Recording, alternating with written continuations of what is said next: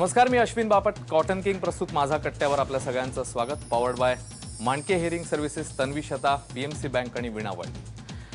सहसा असं होतं की सहल म्हटलं की आपण पर्यटन करतो, थोडंसं विरंगुळ्यातनं धकाधकीच्या जीवनातनं रिफ्रेश होतो आणि नवी ऊर्जाही मिळवतो काही प्रमाणात.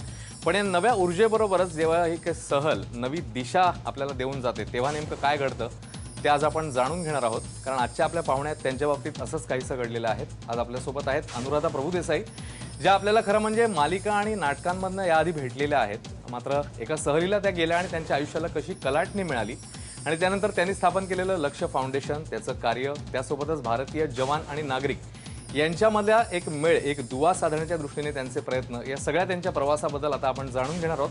आपण या गप्पांना सुरुवात करूया. आपलं खूप खूप स्वागत आणि सुरुवात करूया राजीव सरांपासून. अनुराधाताई, तुमचे व्हिडिओज आम्ही बघितलेले आहेत. हजारो लोकांच्या समोर तुम्ही बोलत असता आणि त्यांच्यामध्ये देशप्रेमाची एक स्फुल्लिंग पेटवत असता आणि तुमचा प्रवासही थोड्याफार प्रमाणात आम्हाला माहिती आहे. पण मला असं वाटतं की सगळ्यांनाच जाणून घ्यायला हे आवडेल की हे सगळं तुमच्यामध्ये आलं कुठून आणि कसं. मी आर्यभट्ट शाळेची स्टुडंट आणि शाळा कॉलेजेस लाला लजपतराय, म्हणजे एक आर्यभट्टाईट आणि लालाईट हे स्पिरिट पहिल्यापासून होतं. आपल्याला बक्षीस मिळण्यापेक्षा ते कॉलेजला मिळावं ही असल्यामुळे सगळ्या त्या ॲक्टिव्हिटीच्या दृष्टीने सदैव तो प्रयत्न असायचा की मी कॉलेजला काय देईन. त्यामुळे थोडंसं टीम स्पिरिट होतं मनात आणि आपल्याला चांगलं कळलं तर ते दुसऱ्यांना सांगावं, एखादी तरी ओवी अनुभवावी असं म्हणतो तसं ती सवय होती सांगायची किंवा काहीतरी करत राहायचं सातत्याने. आणि हे सगळं आवडायचं मला करायला. नाटकं लिही, नाटकं करून घे, सायमल्टेनियसली थिएटर, सिरियल्स चालू असायच्या. बँकेची नोकरी होती.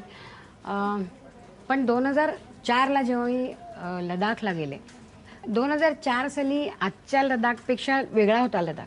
Leh was coffee different. खूप थंडी वगैरे असायची तिथे. ऑगस्टमध्ये सुद्धा कडकडून थंडी होती तिथे. आणि आम्ही फिरताना मला तिकडे सैनिक दिसायचे, कन्व्हॉय दिसायचे की जे इथे आपल्याला कुठे दिसत नाही. किंवा इतके प्रांत फिरून आलो भारतात, कन्व्हॉय असे एवढे स्पेसिफिक जाणवले नाहीत कधीसुद्धा. आणि आपण एवढे थंडीत असताना तिथे मुलं व्हॉलीबॉल खेळत आहेत किंवा गन्स त्यांचे हातात रॉकेट लॉन्चर्स घेऊन त्यांचं ट्रेनिंग चाललं आहे. आणि प्रत्येक ठिकाणी आपण त्यांच्याकडे बघितल्यावर त्यांच्या नजरेत एक कुठेतरी आत्मीयता जाणवायची, आपले पण.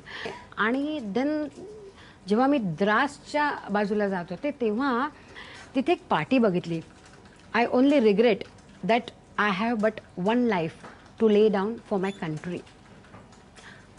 तिथे लक्षात आलं आपलं आयुष्य मी आणि माझ्याच्या भोवती इतकं आहे. आणि इथे हा एक प्रेमचंदानी यंग अफसरनी ते लिहिलेलं आहे.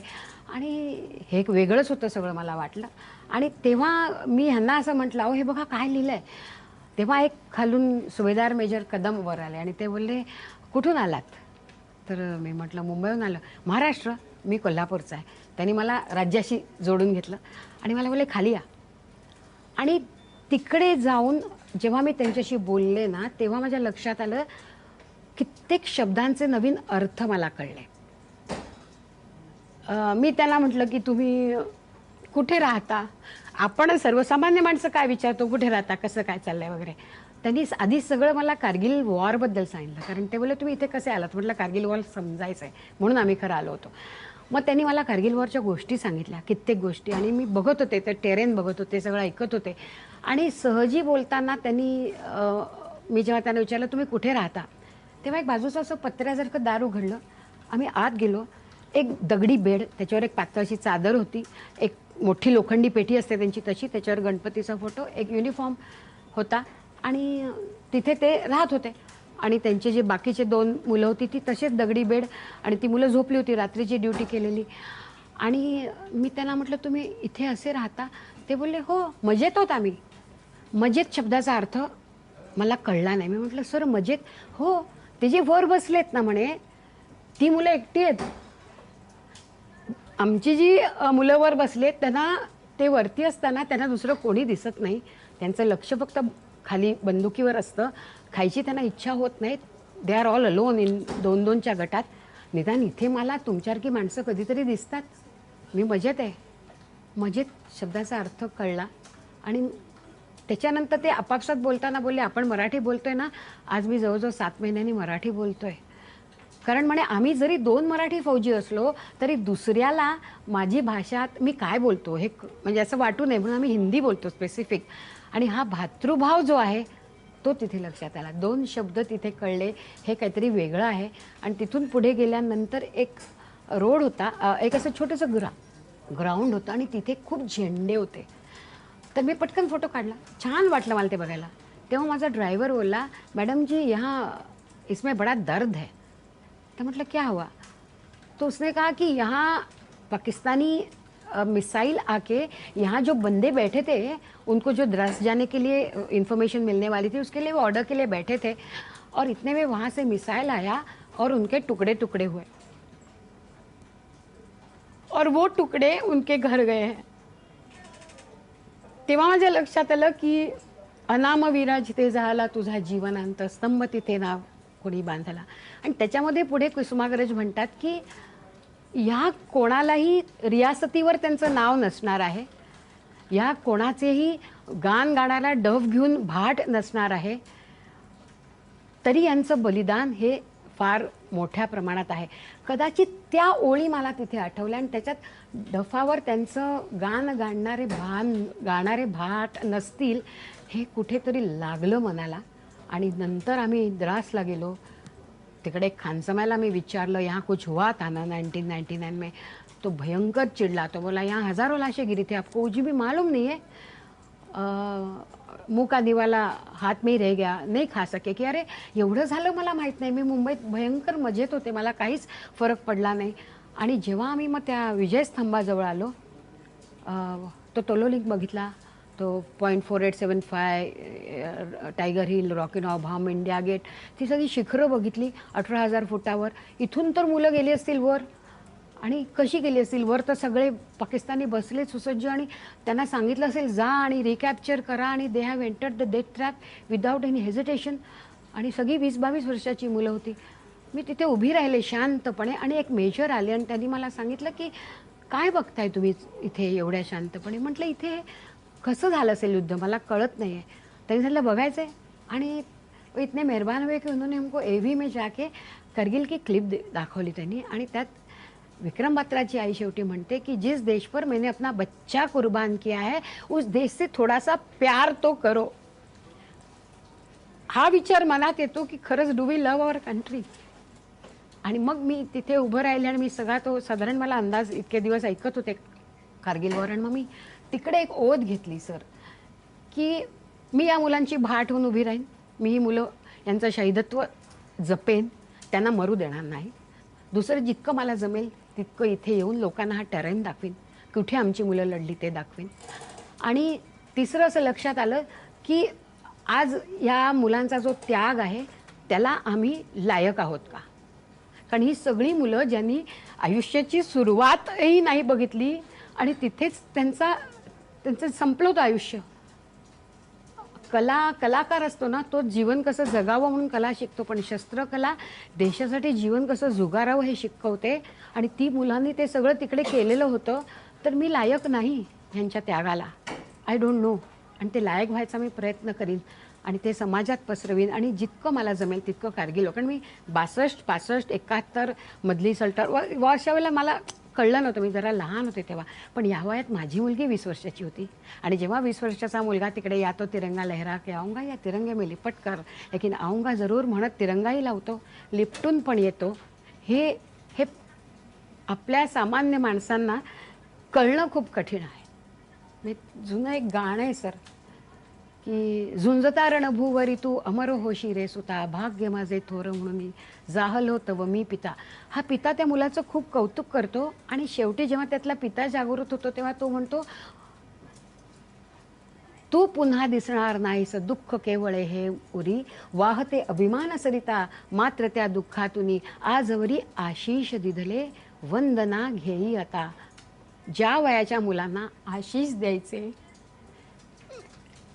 त्या वयाच्या मुलांना प्रणाम करणं भयंकर कठीण आहे, भयंकर कठीण आहे. म्हणजे जेव्हा माझ्या बाजूला कर्नल थापर उभे असतात आणि ते मला 26 जुलैला सांगतात की माझा मुलगा इथून वर गेला, त्याला सलामी करायला मी इथे आलेलो आहे, तेव्हा माझ्या डोळ्यात पाणी येतं. जेव्हा शब्द संपतात तेव्हा डोळे बोलतात. मी शांत उभी असते तेव्हा त्यांनी मला सांगितलं, इथे रडायचं नसतं. माझा मुलगा इथे जाऊन तिकडे त्यांनी तो विजय होऊन आलाय, शहीद झाला तरी तो विजयी झाला होता, त्याच्यासाठी अभिमानाने उभं राहायचं आणि त्याला सलाम करायचा. मला वाटतं त्यांच्या पित्याला ते स्वतःला सांगत असतील हे सतत, आणि म्हणून ते तिथे ताठ उभं राहतील. पण आपली कपॅसिटी नाही सर, हे सहन करायची कपॅसिटी नाही. आणि जे काही भवताल चाललंय समाजामध्ये, तिथे मग असं वाटतं की खूप चुकतोय आपण समाज म्हणून. हे कठीण आहे खूप. हे त्यांचं जे त्यांनी व्रत घेतलंय ना, त्या व्रताला आपण एक सपोर्ट दिला पाहिजे. त्यांचे हात म्हणजे रोप धरून हे खराब झाले म्हणून त्याला कैलास जेवण किंवा हाताला मऊ मलम नाही लावायचं, त्यांचे खांदे बळकट केले पाहिजे. कारण शेवटी बी रुजलं ना की ते झाकावं लागतं, तर ते उफाळून वर येतं, पण त्याची मशागत करावी लागते. ह्या सैनिकांना आम्ही तयार केलं आहे, पण आज आम्ही त्यांची मशागत करणं हे खूप महत्त्वाचं आहे. आणि ते काम करीन अशी मी ओढ घेतली आणि करते. नाही, हे फार म्हणजे आमच्या सगळ्यांचेच खरं तर डोळे तुमच्या बोलण्यानं पाणावले. आम्ही कल्पना करू शकतो की तिथं तुम्ही जेव्हा ते अनुभवलं तेव्हा काय भावना असतील. तुम्ही तो विचार घेऊन आलात, पुढं काय झालं? हां, मग मी आले आणि मी अस्वस्थ झाले होते, तर मी एक आर्टिकल लिहिलं. माझ्या अनुभवांवर आर्टिकल लिहिलं आणि ते आर्टिकल महाराष्ट्र टाइम्समध्ये आलं होतं.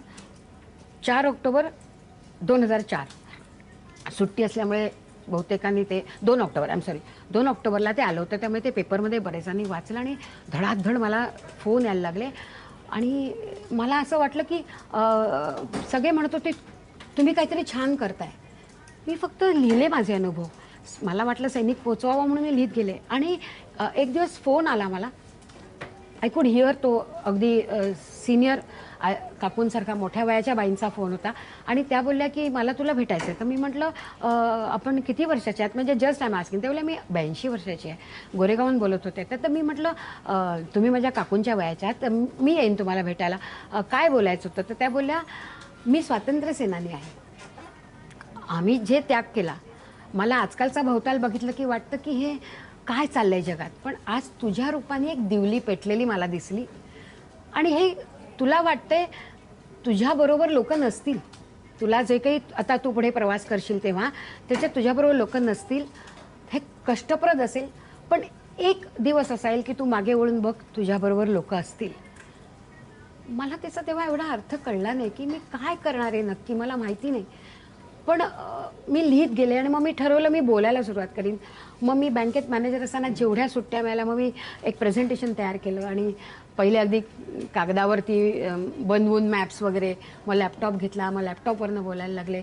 आणि असं करत करत शाळा, कॉलेजेस, लोकांमध्ये कारगिल वॉर आणि दरवर्षी लोकांना घेऊन जाणं ही पद्धत सुरू झाली की तिथे जायचं. कारगिल वॉर बद्दल म्हणजे तुम्ही ते वॉर कसं झालं आणि आपण कसं जिंकलं याचं प्रेझेंटेशन करायचं? हां, म्हणजे तो प्रांत कसा आहे, मग कुठल्या युनिट्स तिथे होत्या, मग 4 परमवीर चक्र विजेत्यांनी काय केलं, निदान आपण ते तरी जाणूया कशा रीतीने त्यांनी केलं. कारण ते परमवीर चक्र विजेत्यांची नावं जर माहीत नसतील तर त्याच्यासारखं कठीण काही नाही.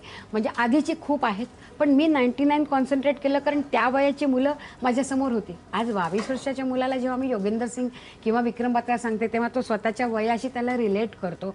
जुनं सांगितलं तर कदाचित त्यांना पटणार नाही. आणि माझा अभ्यास त्या प्रांतात मी आत्ता 19 वर्ष गेल्यामुळे खूप झाला. म्हणजे मी तो प्रांत स्वतः बघितला जिथे जिथे युद्ध झालं ते. आणि मी बोलायला सुरुवात करताना कसं झालं, एक वर्षी जाऊन जाऊन वाढत गेलं, माणसं भेटत गेली, सैन्यांकडनं अनुभव येत गेले, वेगवेगळे मी तिथे अनुभव घेतले सगळे तिथे आणि ते मांडत गेले प्रत्येक वेळेला नवीन नवीन.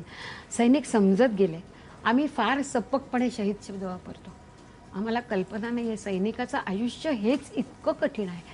आम्ही फक्त युद्धकथा म्हणतो ना, पण त्यांचं रोजचं आयुष्य कठीण आहे. आणि ते मग मी इतक्या ह्या 14 वर्षात बॉर्डर्सवर जाऊन वेगवेगळ्या ठिकाणी जाऊन POPs अटेंड केल्या, त्यांच्या TCPsला गेले, आसाम, अरुणाचल प्रदेश, नागालँड, उरी, राजौरी, नगरोटा, नौशेरा, राजस्थानची बॉर्डर, काश्मीरच्या बॉर्डर्स, पुलवामा डिस्ट्रिक्ट, सगळीकडे गेले. तेव्हा लक्षात आलं की फौजमध्ये जाणं इटसेल्फ एवढं मोठं धैर्य आहे.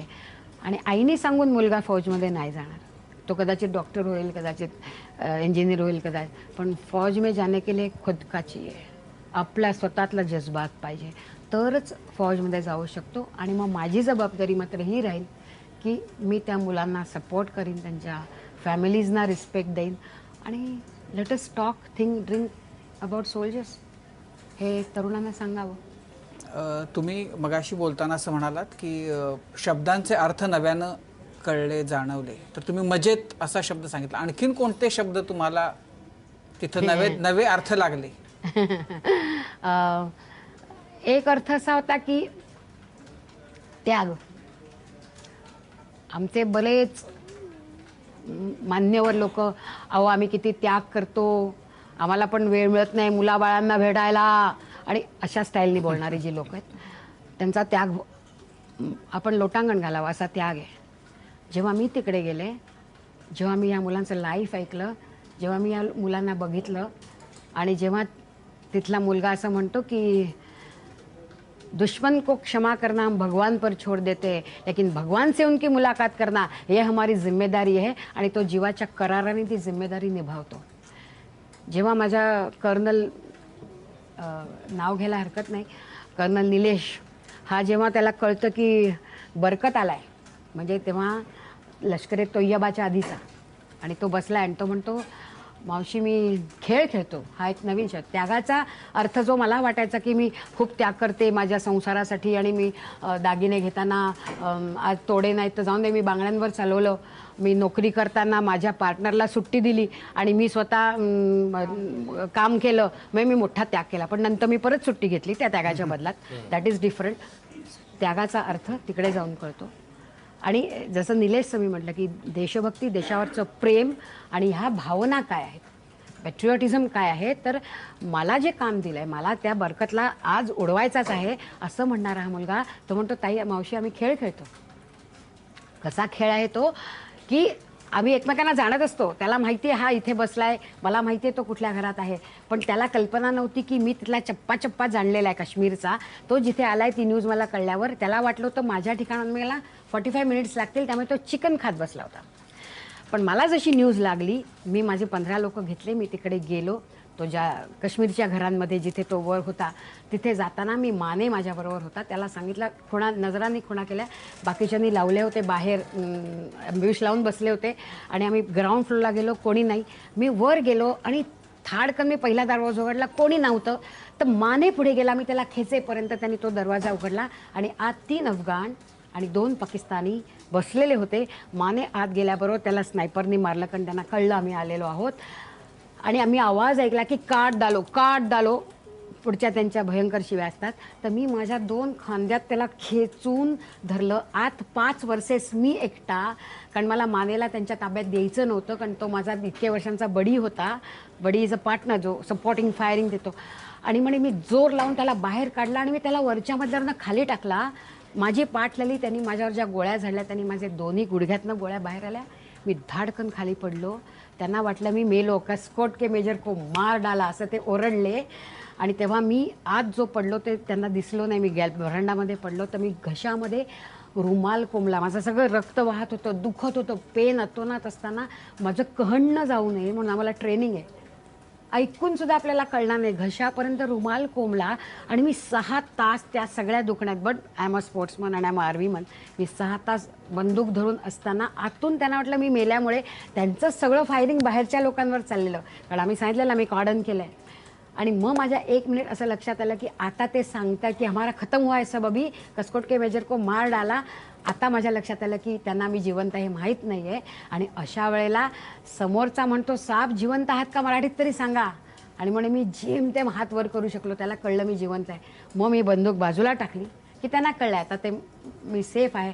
आणि मग मी स्लिप काढली, ते ग्रेनेड काढला आणि आत टाकून 5 जणांचा खात्मा केला.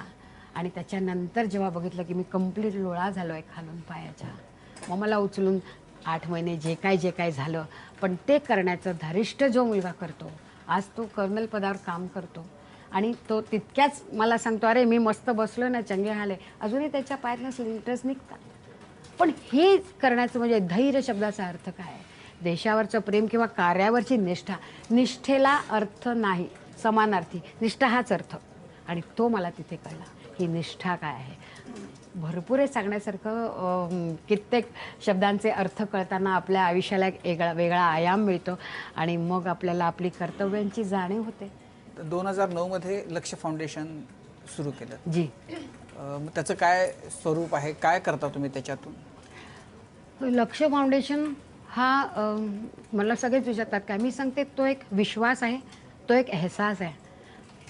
गुलजार साहब म्हणतात, गलती शायद मेरे लिखने में है, मैं एहसास लिखता हूँ, लोग अल्फाज पढ़ते हैं. तो जब ये लक्ष्य के बारे में सुनना है तो आपको वो एहसास महसूस होता है तो ही समजेगा. कारण ती भिंत नाही, तिकडे बिल्डिंग नाही, तिकडे माणसं नाहीत, कम्प्युटर नाहीत, रजिस्ट्रेशन्स नाहीत, काम करणारे बॉईज नाहीत. काम जे काय आहे ते व्हॉलेंटरीली आम्ही करतो. मी जेव्हा लक्ष फाउंडेशन फॉर्म केलं तेही व्हॉलेंटरीली. मला माझ्याबरोबर आलेला जो लडाखची CEO होती तिने सगळं ते करून दिलं कसं करायचं. आम्ही आधी 5-6 माणसांनी ते सुरू केलं. 4 माणसं मेन आम्ही त्याच्यात होतो. मग एक सुरुवात करत गेलो. आता काय करू शकतो, चल आपण पुस्तकं काढू, मग काय आपण दिवाळी विथ सोल्जर सुरू करू, मग व्हॅलेंटाईन माय सोल्जर सुरू करू, मग युवा प्रेरणा सुरू करू, मग 3Cs 4Ds असा मी एक कोर्स तयार केला आहे. करेज, कमिटमेंट, कन्व्हिक्शन आणि डिसिप्लिन, डेडिकेशन, डिवोशन, डिटर्मिनेशन आणि 5वा D दिमाग में डाल दिया आहे. तो मी नंतर ॲड करते, जो मी तिथे बघितला. आणि मग लोकांना नेणं, वीरयात्रासारखं नेणं. आणि मेरा देश मेरी पहचान हे आता एक नवीन केलेलं आहे की ये देश ही मेरी पहचान है. तर त्या दृष्टीने वेगवेगळी कामं असं सुचत गेलं. It just happen. मी काय केलं हा मला आज आता 14 वर्ष झाली, टू बी व्हेरी फ्रँक. त्या रस्त्याकडे खरंच कधी कधी मागून वळते. तर 4 जणांनी सुरू केलं. आज आम्ही जे कार्यक्रम करतो तेव्हा 200 मुलं तिथे उभी असतात, 400 माणसं विचारत असतात आणि हजारो लोक बघत असतात. माझा कट्ट्यावर वेळ झाली. एका छोट्याशा ब्रेकची लगेच परत येतोय. पाहत राहा ABP माझा.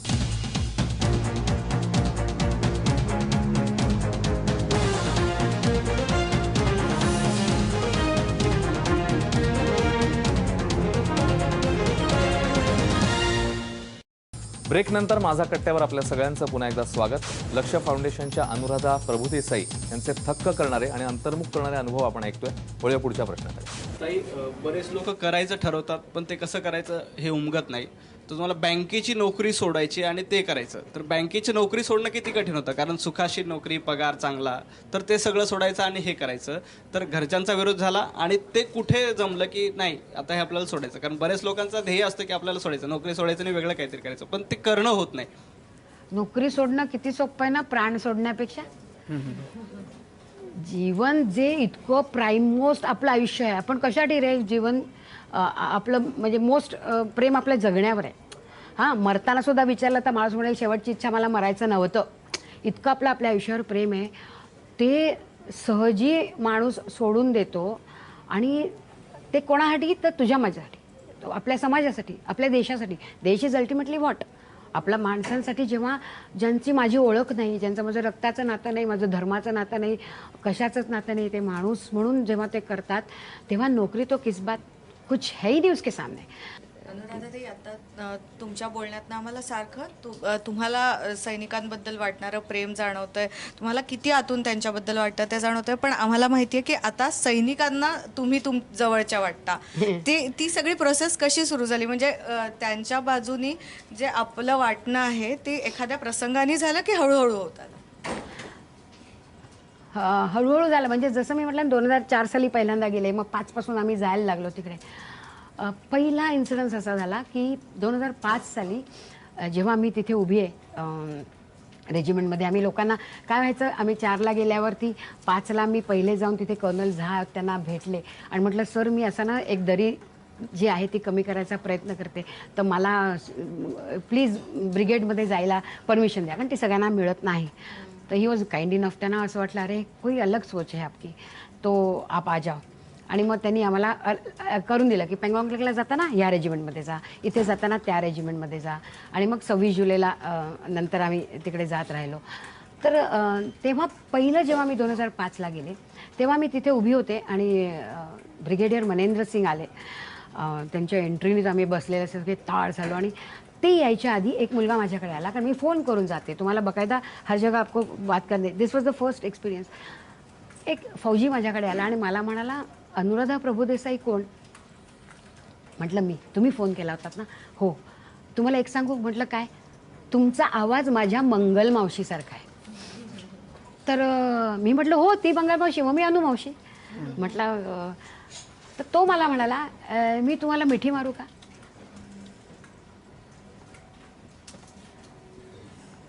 मग मी त्याला म्हटलं माझ्याबरोबर सगळे आलेत.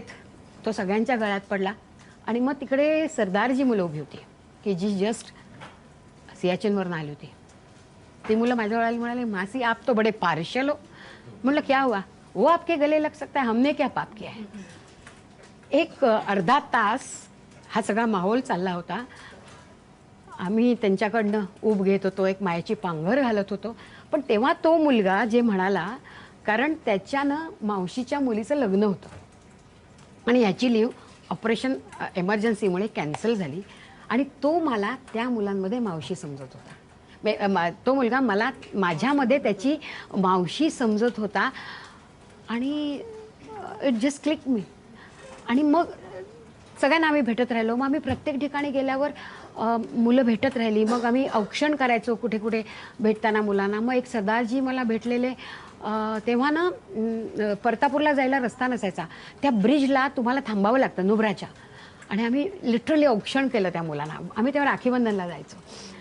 तर तो मुलगा आला, तो म्हणला तुम्ही आदल्या वर्षी हॉस्पिटलमध्ये होता ना, तिथे मी होतो. थांबा थांबा थांबा, तुम्ही हॉस्पिटलला भेटायला आला तर मी माझे 4 फौजी आणतो. अरे ये मासी आती है, वो हमको हर साल मिलती है और वो सियाचिन हॉस्पिटल में आती है हर साल वगैरह. आणि मग मी त्याला कौतुक करताना तिकडनं एक बुलेट काय एनफिल्ड रॉयल एनफिल्ड ना, त्याच्यावरून एक जण सरदारजी आले आणि ते ओरडले त्या मला, क्या चल रहा है. तर म्हटलं सॉरी, आम्ही त्यांना राखी बांधतो. तर ते माझ्याकडे बघितलं आणि त्यांनी सांगितलं मेरी राखी. Oh my God. चिंदी बांधते द्रौपदी हरीच्या बोटाला. माझ्याजवळ नव्हती तेव्हा. लिटरली एक धागा मी बांधला, पण तो धागा इतकी वर्ष जुळला माझ्याशी की तो सतत चालू राहिला त्या एका धाग्याने. आणि मग मी त्यांना ते म्हणा बोले बहन बोल, तूने 8 साल के बाद मेरे कलाई पे राखी बांधी आहे. ह्या राखीचं कौतुक काय हे इथल्या भावांना पण कळणार नाही व जे त्यांना माहिती आहे ते. आणि मग मी त्यांना म्हटलं मला घेऊन जा ना त्या परतापूरच्या पुढे, मला बघायचंय काय. लगेच त्यांच्यातला तो डोळे पाणावलेला भाऊ ताड झाला. सी भावनाओं से कर्तव्य ऊंचा, ये सिर्फ वहाँ लिखा हुआ नहीं, उनकी खुद की वृत्ती तशी है त्यांची. तो बोले बहन मेरे पास मेरी जान मांग, मैं वहाँ लेके जा नहीं सकता क्योंकि वहाँ अलाउड नहीं है जाने का. तो तू चाहिए तुझं. म्हटलं नको बाबा तुझी जान मला, तू प्रेम करतोस ते चिकार आहे माझ्यावर. आणि असं चालताना अजून एक, आम्ही जेव्हा 26 जुलैला मला पहिल्यांदा मेमेंटो मिळाला 2011 साली, 8 माउंटन डिव्हिजनचा. आणि तेव्हा जनरल दास्ताने होते, रवी दास्ताने. आणि आदल्या वर्षीचे एक कर्नल होते, त्यांनी मला येऊन सांगितलं की मॅम जाना मत, आप बहुत घूमते हो फौजियों में, आप रुको. आणि रवी दास्ताने सरांच्या हस्ते मला मेमेंटो मिळाला. आणि तो मेमेंटो केल्यानंतर मी कविता बोले आप कविता करते हो सुना है हमने. म्हटलं हां हर साल वहाँ लेके आती हूँ, तो पढ़ो. आणि तो माहोल तिकडे माझ्याजवळ सैनिक पाठी तोलवलॉंग, I am reading that poem. शायद मी ती आणि जोरकस म्हटली आणि सर निघाले, म्हटले या तिकडे फौजींशी भेटायला. तो एक बंदा पीछे खड़ा था, major Rajan, I know his face also. He was looking at me. ते जसे गेले तो माझ्याजवळ आला. तो बोला मैं बात करना चाहता हूँ. म्हटलं क्या हुआ. बोले तुमच्यामध्ये जी तळमळ आहे, तुमच्यामध्ये जे डेडिकेशन है, तुमच्यामध्ये जो जज्बात है, वो मेरे घर में भी नहीं है. मैं साउथ का हूँ और मैं सियाचिन जाके आया हूँ, मैं I was in north east में, सब जगह जाके आया हूँ. लेकिन आप जो समझते हो ना वो किसी को समझा नहीं है. हर एक को आपके जैसी मासी मिलनी चाहिए. Can I hug you. Again he said the same thing. पटकन त्यांनी मला मिठी मारली आणि त्याला त्याच्या कॉम्बॅट वर्दीची याद आली. तो घरकन वळला आणि तो निघून गेला. पण परत ती भावना आणि ही भावना प्रत्येक ठिकाणी. खूप एपिसोड्स आहेत, बोलू तेवढं कमी आहे, वाढत गेलं. खरं तर आपण जे सैनिकांचं रोजचं जगणं बघतो, त्यांचं ट्रेनिंग, त्यांचं खडतर आयुष्य, हे आपण चित्रपटातून अनुभवतो, कारण आपण प्रत्यक्षात तिथे नेहमी जात नाही किंवा आपल्याला ते अनुभवता येत नाही. मात्र मध्ये एक व्हिडिओ आला होता की एका जवानांनी असं सांगितलं की आम्हाला किती निकृष्ट पद्धतीचं जेवण मिळतं, अशा स्वरूपाचा तो व्हिडिओ होता. तर सीमेवरचं हे जवानांचं जगणं तुम्ही खूप जवळून अनुभवताय, तर हे खरंच इतकं निकृष्ट पद्धतीचं जेवण असतं का? त्यांची स्थिती कशी असते नेमकी तिथे? तो कोण जवान होता माहिती आहे, कुठल्या युनिटचा होता? तो आर्मीचा होता का BSF?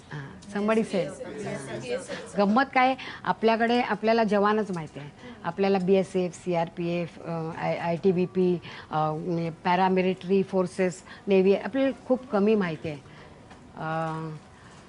असे जेव्हा व्हिडिओ फिरतात ना, तेव्हा त्याच्या आधी फिरलेला एक व्हिडिओ असतो की त्याला दिसतंय समोर दिसतंय की कदाचित पुढचं पाऊल टाकलं तर माझं माइंडवर जाईल, कदाचित पुढचं पाऊल केलं तर मला समोरून फायरिंग येईल, कदाचित पुढचं पाऊल टाकलं तर मी नसेन, तरीही निष्ठेने पुढे जाऊन आपलं काम करणारी जी मुलं आहेत, अशी दिवसाला रोज त्यांच्या आयुष्यात काही ना काय होत असतं. रोज सियाचेन ग्लेशियरवरती आत्तापर्यंत 900 मुलं गेलेली आहेत.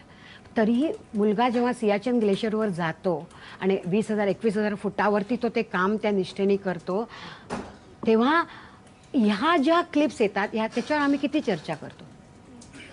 ह्या मुलांचं जे 16 वर्षी त्यांचे PUP असताना 16 वर्षाचा मुलगा ॲज अ बॉय तो जातो आणि ॲज अ जंटलमॅन अफसरहून बाहेर येतो आणि तेव्हा तो सांगतो आजपासून मी या देशासाठी कुर्बान आहे. एक मुलगा माझ्याबरोबर ट्रेकला आला होता, तो ट्रेकमधनं माझ्याकडे रडला होता, त्याच्या पायाला लागलं. 7 वर्षाचा मुलगा होता.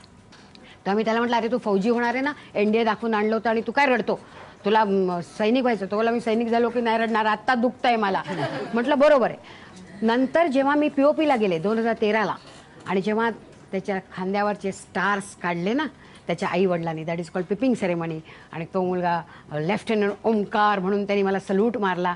जेव्हा माझ्या डोळ्यात खूप पाणी आलं तेव्हा तो मुलगा म्हणाला, कारण मी त्याला खांद्यावरनं उचलून ट्रेक करवला होता, तो रडतो म्हणून. तेव्हा तो मला बोलला की मावशी तू रडलीस तर तुला पण खांद्यावर घालून अख्खा अकादमी फिरवीन, आणि तू ओरडली होती साखरेचं पोतं तसं मी आज पण ओरडीन. तेव्हा मी त्याला म्हटलं, बाळा मी एवढी जाडी बाई, तू काय मला उचलशील? तेव्हा तो बोलला, what you mean by that? I am a lieutenant Omkar नाव, आजपासून तूच काय, सगळा देश मी माझ्या खांद्यावर घेतलाय. हे ज्या मुलाचं येतं ते नाही येत व्हिडिओवर, ते नाही फिरत व्हॉट्सअपवर, ते नाही फिरत त्या मुलं कशी आपल्या परिवारापासून दूर आहेत आणि काय पत्र लिहितो. विजेंद्र थापर जेव्हा शेवटचं पत्र आपल्या आईला लिहितो की हे पत्र पोचेपर्यंत मी स्वर्गात असेल आणि अप्सरा आणि मेनकांबरोबर मी असेन, तुम्ही दुःख करून घेऊ नका कारण मी माझं कर्तव्य बजावून आलो, पण जर मला पुनर्जन्म लाभला तर मी पुन्हा सैनिक बनून या देशाची सेवा करीन, हे निश्चित. तुम्ही माझ्यासाठी दुःख करू नका कारण मी तुमचा मुलगा होण्याचं पूर्ण कर्तव्य निभावून आलो. हे का नाही कोणाला माहिती? अशा जेव्हा व्हिडिओज येतील ना तेव्हा त्या फॉरवर्ड करू नका, जस्ट क्लोज डाऊन. कारण जसं आत्ता तुम्ही बोललात असे काही नग आहेत ना की जे ह्या लोकांना इन्स्टिगेट करतात आणि ती माणसं इन्स्टिगेट होतील, कारण कठीणच आहे. तुम्ही मला सांगा, जो बॉर्डरवर मुलगा आहे त्याला तुम्ही पुरणपोळी आणि बिर्याणी आणि सकाळचं सूप आणि त्याच्यानंतर मस्काला असं त्यांना अतिशय उत्कृष्ट जेवण तिकडे देतात, व्यवस्थित जे त्यांना त्या वाटेत त्या हवेत खायला हवं, ज्यांनी त्यांचं वजन वाढणार नाही, चरबी वाढणार नाही, असं खायला लागतं ना त्यांना. तुम्ही इथे खाऊ शकता ना पिझ्झा, तिथे नाही, त्यांना उभं राहायचं बेटा, 24 घंटे वहाँ खडे रहना है. तर त्यांना त्यांची म्हणजे तिथल्या ॲनिमल ट्रान्सपोर्टला मी गेले होते एटीला, नुब्राला, ॲनिमल्सना सुद्धा राशन आहे. कारण तो खच्चर त्यांना न्यायचा ना, तो जाडाहून नाही चालत कारण त्याला घेऊन जायचं सामान. तो जेव्हा ॲनिमल के लिए भी राशन आहे वहाँ तो आदमी को तो होना ही होना है. सैनिक हा त्याचं आयुष्य कसं जगायचं हे पक्कं जाणतो, त्याला त्यातलं चांगलं वाईट कळतं, त्याला आपण काय करायचं कळतं. आपण त्या फंदात पडू नये, आपण त्यांना सल्यूट मारावा. अनुराधाजी, तुमच्याशी गप्पा मारताना एक लक्षात येतं, तुमच्या साहित्यावर खूप प्रेम आहे, वाचन तुमचं दांडगं आहे. पण आमची सगळ्यांची जेव्हा वाढ होते ना, आम्हाला पहिला प्रश्न विचारला गेला आहे किंवा आत्ताच्या पिढीलाही विचारला जात असेल, तुला लष्कराच्या भाकऱ्या वाजण्याची गरज आहे का? बऱ्याचदा गप्पा मारता मारता युद्धस्थ कथा रम्य म्हणून आम्ही त्याच्याकडे बघत असतो. तर समाजाचा म्हणजे आजच्या आईचा किंवा उद्याच्या आईचा जर दृष्टिकोन आज बदलायचा असेल तर आईच्या भूमिकेतून तुम्ही काय सांगाल? किंवा गप्पा मारता मारता युद्धाच्या कथा ऐकायच्या, त्याच्या पलीकडे बघायचं नाही, हा जो आमचा दृष्टिकोन आहे हा जर बदलायचा असेल तर आम्ही कसं वागावं? कसं आहे ना, युद्धस्य कथा रम्या तर नाहीच आहेत, त्या खूप कठीण आहेत, बिलकुल कठीण आहेत. आज ज्या आईवडिलांनी आपल्या मुलाला लष्करात जा म्हटलंय ना, त्यांच्या फक्त वंदन करावं. मी म्हटलं त्याला भरपूर मोठी छाती लागते आपली मुलं द्यायला, आणि कदाचित त्यांना प्रश्न पडेल व्हाय, तो पडू नये म्हणून आपण चांगलं व्हायचं. म्हणजे एक जसं मी त्या विजयस्तंभाजवळ असताना जशी ओढ घेतली तशी अजून एक ओढ घेतली होती, मी सर्वसमावेशक मातृत्व घेईन. पन्नादाईंनी आपला मुलगा पाळण्यात ठेवला आणि ती राजपुत्राला घेऊन गेली, कारण त्याची जरुरी आहे देशाला, हे करण्याचं काम जसं पन्नादाईंनी केलं, तसं जर आपण सगळ्यांनी ते मातृत्व स्वीकार, म्हणजे तुम्ही तो शिव घालून बघा ना, मग तुम्हाला कळेल त्याच्या मागे काय पेन आहे किंवा त्याच्या मागे काय स्पुल्लिंग आहे, दोन्ही गोष्टी तुम्हाला कळू शकतील. तर एक त्यांची आई म्हणून जर मी म्हणजे मी अभागी आहे, माझा काही मुलगा आर्मीत नाही, पण आज माझी हजारो मुलं आहेत तिथे, तर त्यांची आई म्हणून मी एवढंच सांगू शकते की जेव्हा तो पुढे पाऊल टाकत असेल, जेव्हा तो पास नाही कुछ भी देने को अपना यौवन देता हो म्हणत त्याचं यौवन आपल्या या तुमच्या आणि आमच्यासाठी देत असेल, तेव्हा त्यांनी काय केलेलं आहे ह्याचा at the back of mind विचार करा. आम्ही जर घरात काही काम करायचं असेल तर 100दा त्याचं नियोजन करत होतो. एक लग्न घरात काढलं की 8, 9, 10 महिने त्याच्या मागे लोक तटून पडलेले असतात आणि त्याची सगळी आम्ही त्याची जुळवाजुळी करत असतो. एक सैनिक तयार करताना त्याच्या घरातली माणसं आयुष्याची जुळवाजुळी करतात, कारण तो कधीच घरी नाही. त्याची आई आजारी आहे, वडिलांना हार्ट अटॅक आला आहे, शेजाऱ्यांना अवलंबून राहून ती मुलं जातात, कारण तो ऑपरेशनमध्ये ते कदाचित आउट ऑफ रेंज आहे, कदाचित तो अशा ठिकाणी आहे की ते आईवडिलांना माहीतच नसतो तो कुठे आहे, हे त्यांना सांगितलं पण जात नाही. अशा वेळेला हा जो शेजार आहे ना, त्याला लक्षात आलं पाहिजे की बाई ह्या बाईच्या मुलामुळे मी माझ्या घरात मस्त आहे, तर मी त्या आईचं काम करीन आणि ते निरपेक्षतेने न बेंडबाजा वाजवता जर मी करणार असेल.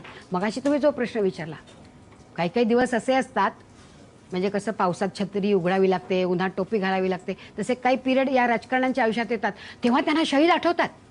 ते बडे बडे चेक्स घेऊन त्यांच्या दारात जाऊन असे चेहरे करत फोटो काढतात निर्लज्जासारखे, की जे पैसे देणं हे तुमचं कर्तव्य आहे, तिथे तुम्ही त्याचा जर वापर करत असाल ना, माणसं वापरतात ही लोक, वस्तूंपेक्षा माणसांचा वापर करणं याच्यासारखं तर बुद्धिभेद दुसरा कुठलाच असू शकत नाही, आणि लोक त्यांना फॉलो करतात.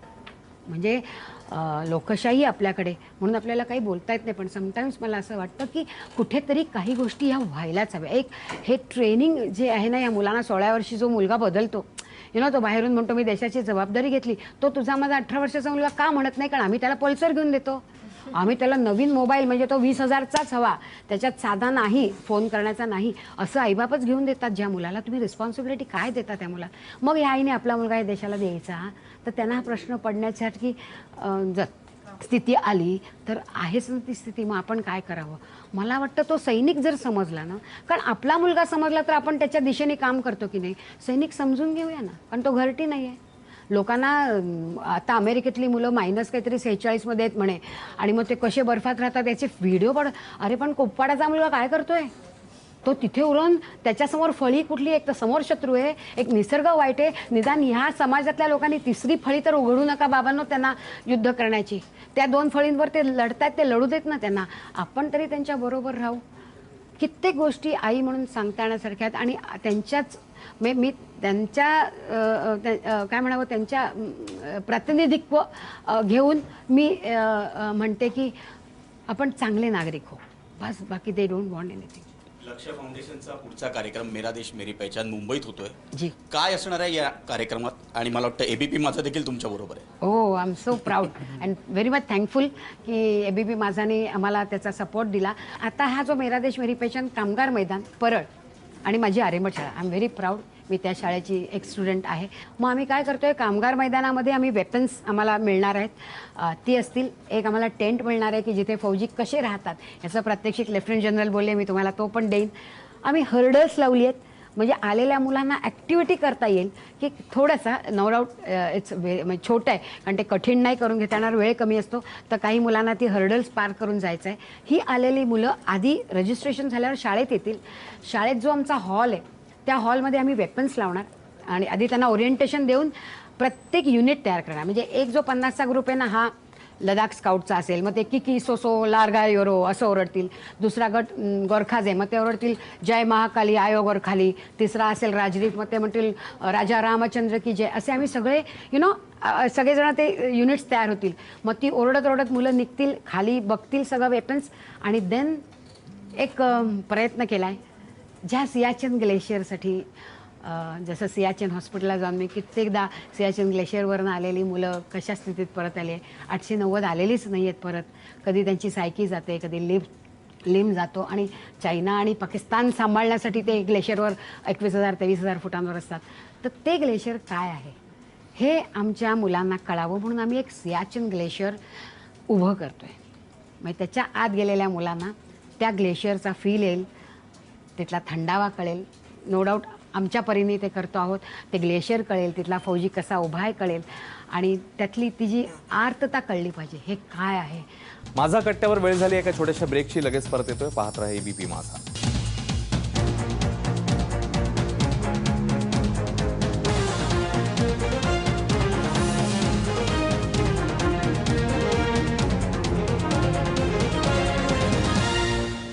ब्रेक नंतर माझा कट्ट्यावर आपल्या सगळ्यांचं पुन्हा एकदा स्वागत. लक्ष्य फाउंडेशनच्या अनुराधा प्रभुदेसाई यांचे थक्क करणारे आणि अंतर्मुख करणारे अनुभव आपण ऐकतोय. वळूया पुढच्या प्रश्नाकडे. माझा एक असा प्रश्न होता की इतक्या तुमच्या गेल्या 14-15 वर्षाच्या या प्रवासामध्ये तुम्हाला प्रेरणा देणारे प्रसंग खूप आहेत, पण असा तुम्हाला अगदी लक्षणीय असा उद्विग्न करणारा, खूप अस्वस्थ करणारा असा काही प्रसंग आहे का? उद्विग्नता कुठे आली माहिती आहे तुम्हाला? म्हणजे हे सुद्धा सैन्य दलाचं नाही हं, माझ्याबरोबर जे सिव्हिलियन्स आले होते. बरं, मी जाताना ना खूप सांगून जाते की ही ट्रिप नाही, हे मिशन आहे, इथे तुम्हाला नीट वागायचं आहे, नाही ते बोलायचं नाही, आपल्याला तिथे जाऊन राजकारणावर बोलायचं नाही, कारण आपण कम्युनल नाही, राजकारणी नाही, आपल्याला ते फक्त ग्रास्प करून यायचं आहे परत. तरी आमच्याकडचे 150 शहाणे जे खूप आय डोंट नो त्या डिग्र्यांनी माणूस शहाणा असतो की माझ्यासारखा बीकॉम साधा असतो, कारण माझ्याकडे खूप डिग्र्या लावलेले लोक आलेले होते जे अतिशय हुशार होते, चांगला मोठा पगार घेणारे होते. त्यांनी माझं सियाचीन हॉटेल आहे तिथे, माझं म्हणजे माझे सदिक भाई आहे तिथे, 14 वर्ष वी आर टुगेदर. मी म्हटलं मला हॉटेलच्या रूम्स पाहिजे, तर ते फॉरेनर्सचे पैसे जास्त मिळतात ना, ते न घेता मला रूम्स देतात.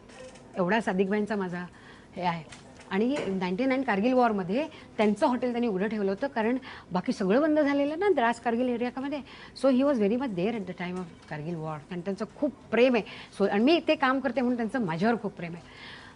एक अतिशय मान्यताप्रद डॉक्टर आले होते तिकडे माझ्याबरोबर आणि ते तिथे बसले आणि त्यांना काय प्रश्न विचारावा, सादिक भाई आप तो यहाँ रहते हो, आप तो मुस्लिम हो, आपको ये देश आपका लगता है? काय उत्तर देणार तुम्ही मला सांगा? म्हणजे माझी जर हैसियत असती तर मी त्या माणसाच्या थोबाडीत मारली असती की तुम्हाला इथे येऊन असे प्रश्न का पडतात. किती मन जहरी जहरी त्याचं न्यार रे तंतर, इंचू साप बरा त्याला उतारे मंतर, हे तुम्ही विचारता माझ्या भावाला. अरे मी रस्त्यावर राहायची पाळी आली जेव्हा आमचं तिकडे खूप 2013ला सगळं बिघडलं होतं लडाख आणि रस्ते बंद होते. तेव्हा जेव्हा मी परत गेले 26 जुलैहून कार्यक्रमावरनं आणि माझ्या लक्षात आलं बंद आहे खाली, आम्ही जाऊ नाही शकत, तर मैंने फ़ोन किया कि सदिक भाई अटक गए हो, बहन पीछे आ.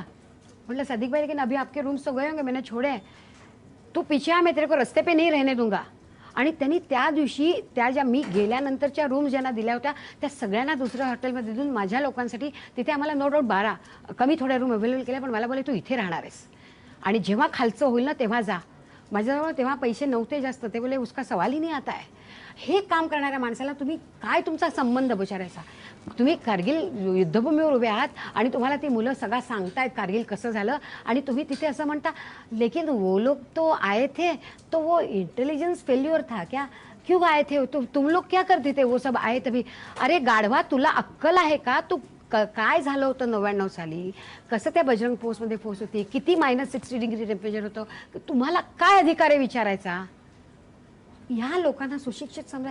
आणि मी बंद केलं लोकांना नेणं, कारण जर मी त्या भूमीवर नेऊन तुम्हाला खाली उतरल्यावर आज आता काय खायचंय, आज आपल्याला काय, ह्या तुम्ही 26 जुलैला उतरल्यानंतर पटापटा चकल्यांची पाकिटं शंकरपाळे खावेसे वाटत असतील किंवा आता खाली जाऊन काय नॉनव्हेज श्रीनगरला मिळतं ह्याचा जर विचार येत असेल तर माणूस म्हणून तुम्ही शून्य आहात. आणि असे जर माणसं असतील तर आय प्रिफर माझ्या घरात मी माझ्या याच्यात बसून राहते, नको ते काय सुद्धा. खूप उद्विग्न करणारे सर प्रसंग आले आणि ते आपल्या लोकांकडनं आले ज्यांनी हे बघितलं.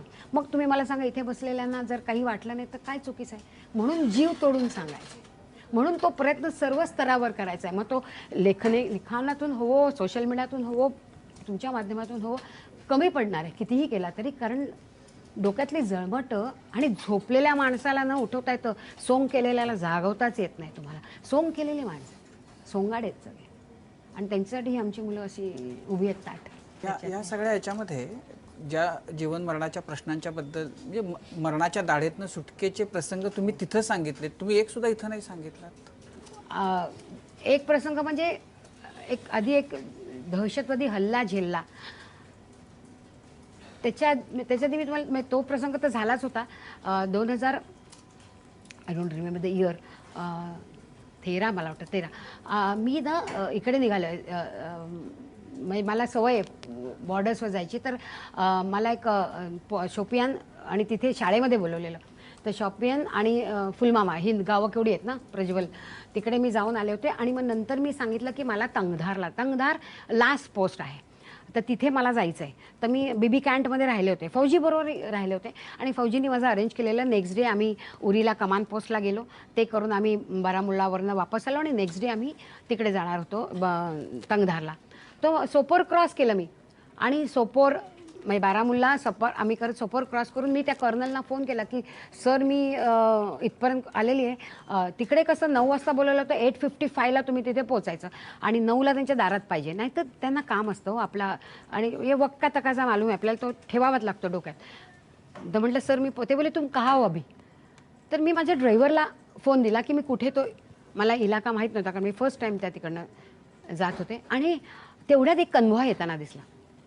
जसा कन्व्हॉय येताना दिसला, माझी सवय आहे की मी कन्व्हॉयच्या मुलांना बाय करते. मी गाडी उघडली, मी बाय करायला तिथे उभी राहिले, आणि माझ्या लक्षात आलं की तो कन्व्हॉय पहिला जो ट्रक आहे कन्व्हॉयचा, तो रस्ता सोडून खाली चालला आहे, आणि आमचा जो फौजी आहे त्याचं डोकं त्या स्टिअरिंग व्हीलवर मी बघितलं, आणि समोरच्या घरांमधनं फटफट फटफट फटफट फटफट फट असे आवाज ऐकले, लाईक फटाके फोडतात तसे. तर मला वाटलं काहीतरी ॲक्सिडेंट झाला आहे, हे काय झालं आहे मला काही कळेना. आणि इतक्यात म्हणजे ज्या कर्नलना मी कुठे आहे त्यांनी विचारायला जो फोन दिला होता शफीला, तो ओरडायला लागला, मॅडम जी आप गाडी में झुक जाओ, आप गाडी में झुक जाओ. माझ्याबरोबर हे होते, हे मला आतून सांगतात, अगं बस गाडीत तो काय म्हणतोय तो ऐक. माझं लक्ष त्या मुलाला लागलं की काय म्हणून मी बिझी होते. शफीला वाटलं मी त्याचं म्हणून ऐकत नाही, त्यांनी फोन माझ्या हातात कोंबला, आणि द कर्नल वॉज शाउटिंग एवढ्या जोरात at the top of his voice ते ओरडत होते की मॅडम जी ऐका तो काय म्हणतोय ते. हे द्रुकमुल्ला आहे, आणि हा आवाज AK-47चा आहे. यू हॅव एन्काउंटर्ड द मिलिटंट अटॅक, हा मिलिटंट अटॅक आहे, तुम्ही पटकन गाडीमध्ये झुकून जा. Oh my God. मी त्या गाडीमध्ये झुकले, गाडी आम्ही बंद केली. 20 मिनटं मी तिकडे होते, आणि अम्ब्युश चाललेलं होतं, आणि इथून 18 ग्रेनेडियरची मुलं आपली टॅक्टिकल मूवमेंट करत तिकडे वर अम्ब्युश चालले तिथून जात होती, आणि आम्ही 20 मिनटं ते बघतोय सगळं अम्ब्युश चाललंय, आमच्या बाजूला गोळ्या इकडनं बाजूला जात होत्या. आणि तेवढ्यात एक आरोपीची गाडी आली, रोड ओपनिंग पार्टी किंवा QRT, क्विक रिलीफ टीम. त्यांनी दार उघडलं आमचा, तो मुलगा उतरला, तो सरदारजी होता, माझा ड्रायव्हर शफी, मी अनुराधा. तो सरदारजी उतरला, आणि त्यांनी मला सांगितलं की आप यहाँ जाके पत्रा है, असा एक पत्रा होता, आप वहाँ जाके कव्हर करो. आणि तो स्वतः छाती ताणून त्या अम्बुशकडे गेला. मी त्या कव्हरजवळ मी आणि हे उभे होतो, शफी उभा होता, आणि एक 15 मिनटं मी ते सगळं नाट्य बघते काय चाललं. आणि तेवढ्यात 1 फुटाच्यावर माझ्या डोक्याच्यावर थोड असा आवाज आला. त्यांनी आम्हाला बघितलं होतं. जेव्हा सिव्हिलियन्सना मारलं जातं ना, तेव्हा आमचे फौजी त्यांना सोडून देतात, पण सिव्हिलियन्सना वाचवतात, कारण safety, honour and welfare of the country come first, always and every time.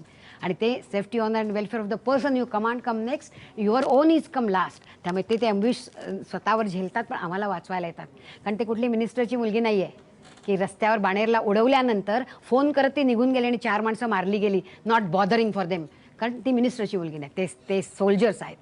So त्यामुळे त्याला आम्हाला वाचवायचंच असतं. ही त्यांनी केलेली टॅक्टिक फुकट गेली, आम्हाला गोळी लागली नाही, कारण त्यांना ट्रेनिंग POKचं होतं. हॅड इट बीन इंडियन लोकांनी दिलं ट्रेनिंग असलं तर ते छातीत गोळी घेतात, छातीत गोळी देतात. हे पाकिस्तानचं ट्रेनिंग असल्यामुळे त्यांचा नेम चुकला, आणि हे मला माहिती होतं त्यांचा नेम चुकणारच. आम्ही शांतपणे तिथे उभे होतो, आणि तेवढ्यात एक साधारण 15 मिनटं झाली, अम्ब्युश कमी झाली, तो मुलगा माझ्याजवळ आला, आणि त्यांनी मला सांगितलं की मॅडम आप मेरे पीछे चलो, मैं आपको कव्हर करता हूँ. हा माझा जो विश्वास होता या ऑलिव्ह ग्रीनवर की ही 20-22 वर्षाची मुलं मला मरू देणार नाहीत, they will stand in between me like a rock of Gibraltar, and yes he did that. हा 20 वर्षाचा मुलगा माझ्या जातीचा नाही, धर्माचा नाही, पंथाचा नाही, तो या भारतीय सेनेचा होता आणि मला भारतीय स्त्रीला एक मदत करत होता. हा अनुभव मी आयुष्यात विसरणार नाही. आणि जेव्हा मी पूंछला गेले, पूंछच्या जेव्हा मी इंटिरियरला LOCवर वगैरे गेलो, भरपूर गेलो, तेव्हा रात्रीच्या अंधारात ती LOC बघताना तुमचा हात धरलेला फौजी हा फक्त हाताने दिसतो, स्पर्शाने. इतका मिट्ट काळोखात ती मुलं बंदूक घेऊन तुमच्यासाठी जेव्हा उभी असतात तेव्हा आपल्याला लाज वाटते या सगळ्या गोष्टींची. आणि जेव्हा मी त्या तिकडनं परत गेले, अशा त्यांच्या मी बऱ्याच पोस्टवर गेले, तर एका पोस्टवर जाताना मी जाऊन आले त्या पोस्टला आणि परत आले, तर येताना ना आमची गाडी अशी इथे असताना माझा जो फौजी होता माझ्या बाजूला, त्यांनी थाडकन गाडी थांबायला सांगितलं हविलदारला. आणि हा फौजी खाली उतरला, तो पुढे धावत गेला आणि त्यांनी ना पायानी ना असं एक स्पीड ब्रेकर मातीचा असतो ना, तसा स्पीड ब्रेकर असतो तसा पायानी तो असा बाजूला केला आणि माझ्याकडे असं बघितलं गाडीकडे आणि बुलवली गाड़ी. ही वॉज गोरखा है ना. तो मैंने उसको पूछा क्या हुआ था, का उतरलास खाली. तर तो बोला कुछ नहीं हुआ. म्हटलं बताओ क्या हुआ. तो बोला क्या हुआ ना मॅडम, आपण जाताना ना इथे हा नव्हता स्पीड ब्रेकर, पण हे लोक काय करतात, फौजी गाडी दिसली ना की काय ना काय अँड दिस इज आर इलाका. हा आपला इलाका आहे, बाहेरचा तर नाहीच, आपला इलाका. तर ते म्हणे असे करून ठेवतात आणि चुकून जर रात्री किंवा कधी आमचं नजर नसेल तर ते उडलं जा. मी म्हटलं म्हणजे तू तिथे माईन आहे ते बघायला गेलास. हो. तुझ्याजवळ अँटी माईन काही आहे. नाही. तू पायाने काढलास, काय झालं असतं तुला माहिती आहे ना. तुला हा मेरा पैर जाता था. मी म्हटलं तुला हे जर माहिती आहे तर तू का गेला. आपकी रिस्पॉन्सिबिलिटी है ना मैम मेरे पर. आज आप हमें मिलने के लिए यहाँ आए, आप हमारे गेस्ट हो, आप भारतीय नागरिक हो और हमको यही ट्रेनिंग दिया है कि हम आपके लिए खड़े. पैर तो क्या मैम, दूसरा तो रहेगा. इवलीशी तिची चोच तेचं हात तेचं बोट, देवानं तुला दिली 2 हात 10 बोट. काय करतो आम्ही या 2 हात 10 बोटांचं मला माहिती नाही, पण तो आपल्या पायाचं सुद्धा तिथे द्यायला तयार होता. कित्येक अनुभव आहेत, पण हे कठीण आहे, खूप कठीण आहे.